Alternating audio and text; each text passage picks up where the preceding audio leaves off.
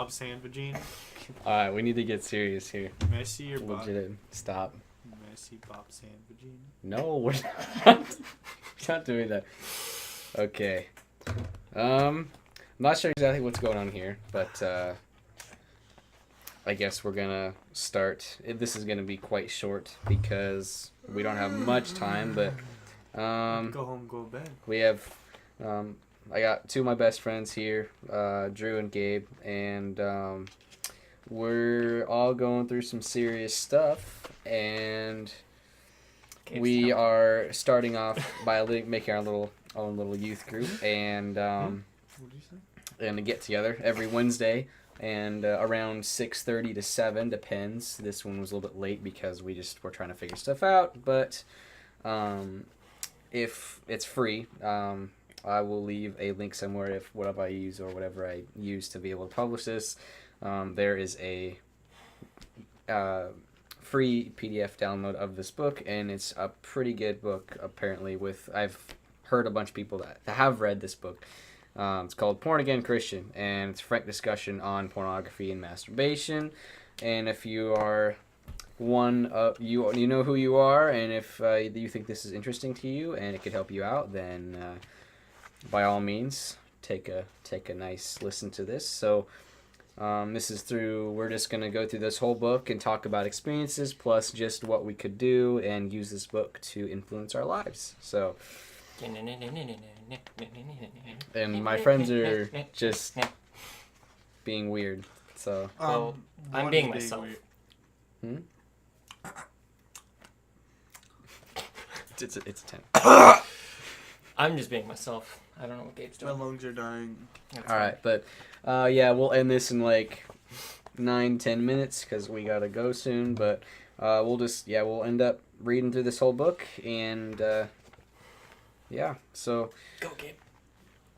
if you guys want to follow along, like I said, just get the book. I have the paper Tennessee copy, stuff. and my friends have the PDF version. What I'm talking about, and so everything's the same. There's no different kind of version of this book. So if you want to follow along, then you can with that. So, hey, do you have? I don't know if you want to pull up your, like, if you have a Bible or something you want to pull up, because we have verses in here as well. I have Bible. Oh. Bible. Done. I was just going to read the first two paragraphs. Oh yeah, go for it, dude. So yeah, Of the introduction. yeah. Well, you can read whatever verse. You can read verses as well. No, I'm reading a paragraph and a half. Alright? Well, no, but right there, the first one. Oh, you want to read the verse too? Yeah. Alright. Job. I made a covenant with my eyes not to look lustfully at a girl. Job 31:1. New International Version. You don't have to say that. I know. It's all good. Yeah, it's my middle name right there. Plus an E at the end. Stop. Okay. Start. Anyways.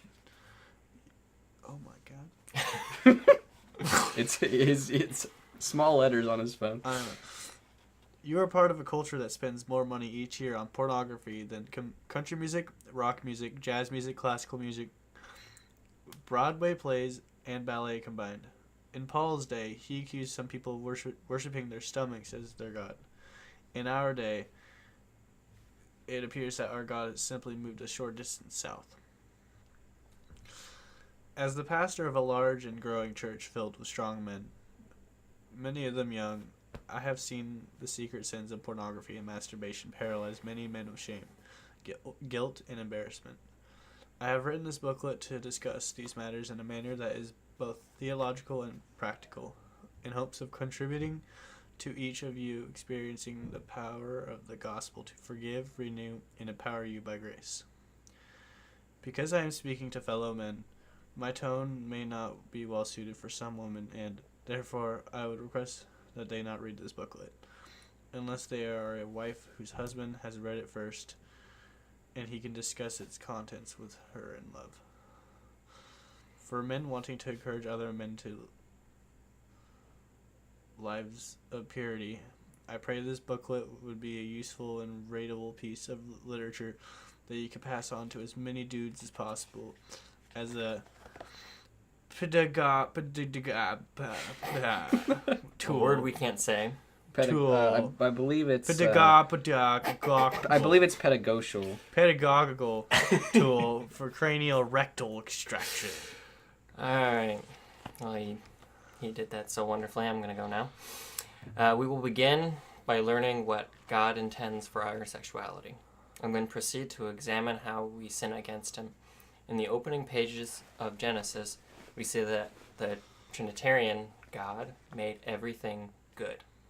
The only thing that is not called good is that our first father, Adam, was alone.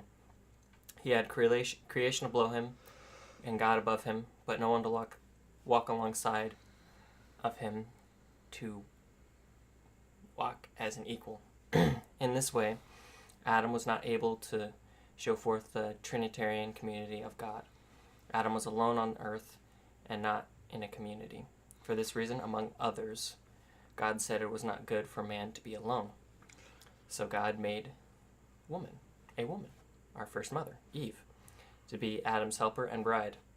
God then essentially walked her down the aisle, officiated the first wedding between first man and woman, and thus set the precedent that though different, men and women are equal as his image bearers, that marriage is a gift for one man and one woman to enjoy.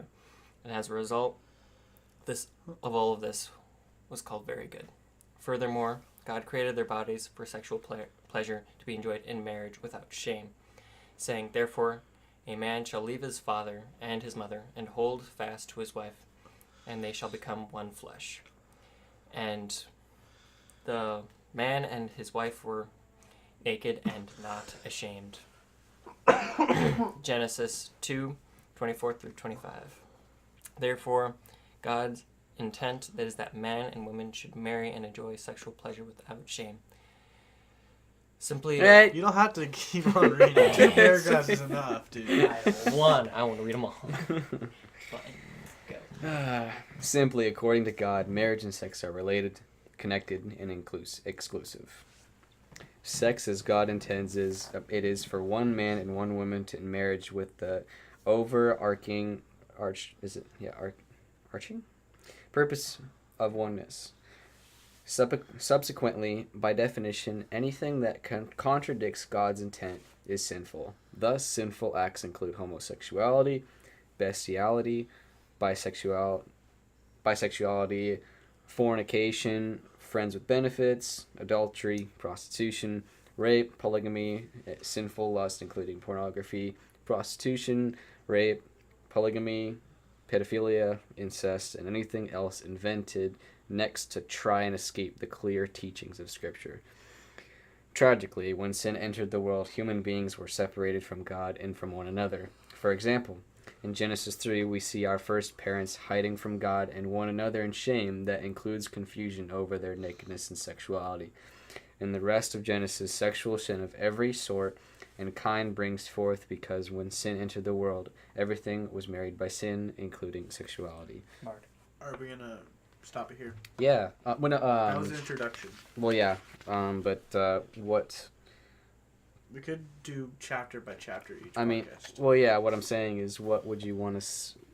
Is there something specific that you feel as if should be... Like, what about this kind of introduction? Like, should we, reflect on it real quick? Or, Yeah, what... I mean, what... We got 2 minutes to reflect here, man. I don't know, just... He was explaining that, He was just explaining that, sex is bad for marriage. Okay. So anything, like he said, what was it, Genesis 2:24-25, therefore, after that, therefore God's intent is that man and women should marry and enjoy sexual pleasure without shame, which would include, one of those things is being able to... But keyword in marriage. Yes, marriage is, before marriage is not something that you should do, so after marriage, and there shouldn't be any, you shouldn't feel any shame, and there shouldn't be any doubt or, like, oh shoot, that was bad, there shouldn't be any doubting in, you know, you're just in being able to do that. So yeah, no, that's one thing that they're talking about. But yeah, it just kind of sets this. Yeah, that was the introduction. Just kind of sets us up with, you know, because I'm pretty sure a lot of this also has to do with, because the pastor that I used to listen to when I went to church, Mark Driscoll, he wrote this book, and I believe he also has his own experiences in this book as well. So that might have also kind of set the tone for that as well. But yeah, no, it's definitely going to cover a lot of stuff.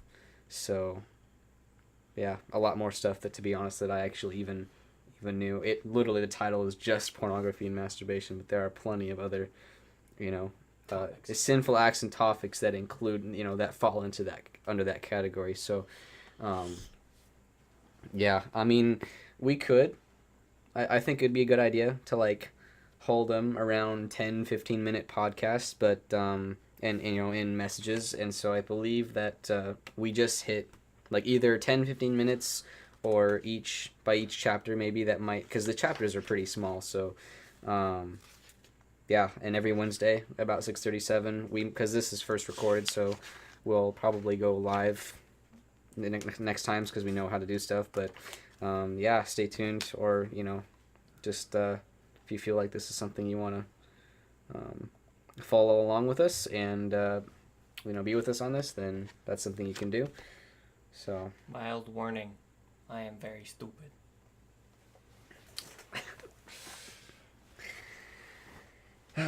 well, anything else you guys want to add really quick on this before we take call it a day? Well, I like how he actually compares it to music, which basically anybody and everybody kind of listens to music, and it's more popular than any sort of music out there, and it's just kind of something that's a part of our culture and society. It's like ingrained in there, and it's literally everywhere you look, kind of.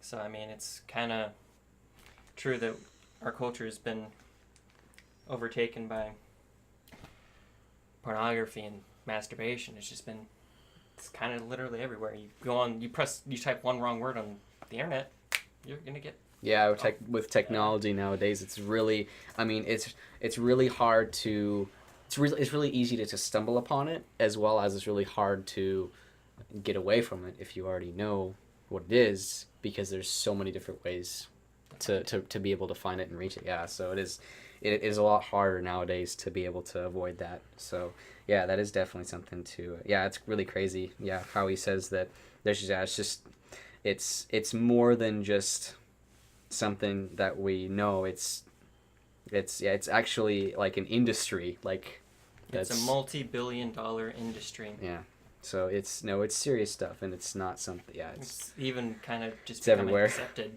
Yep.